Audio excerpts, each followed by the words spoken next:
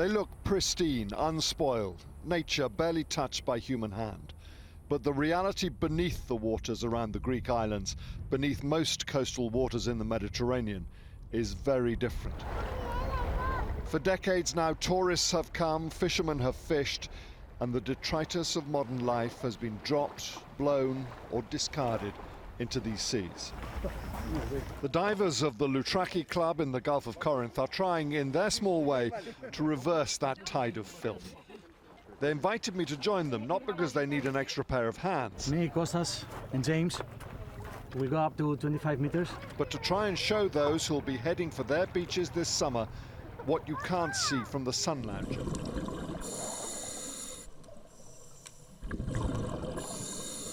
What we've done to the seabed.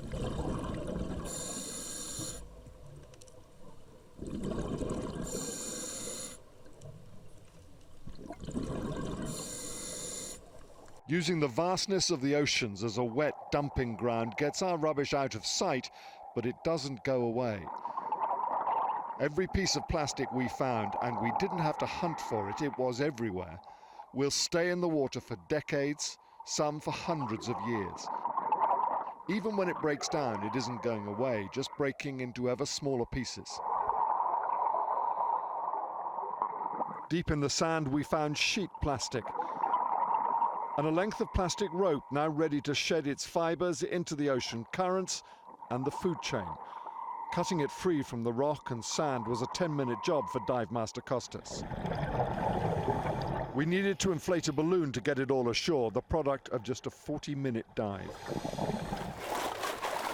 On the beach, other teams were already unloading their haul.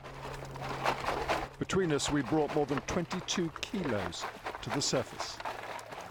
And this was the rope that we were fighting with. And then you look at a bottle like that. It's massively degraded, but of course it hasn't biodegraded.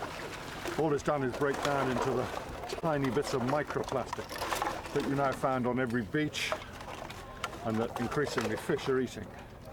Plastic bags. Big sheets of plastic. Yeah, big sheets of plastic. How are they getting into the sea at that depth? How? We're throwing it. It's all us. It's all us, yes. Everything you live on the beach, everything, it's on the road with the rain or the wind. They all ends up in the sea. And as we spoke, the biggest haul of all. What have we got here? An old boat.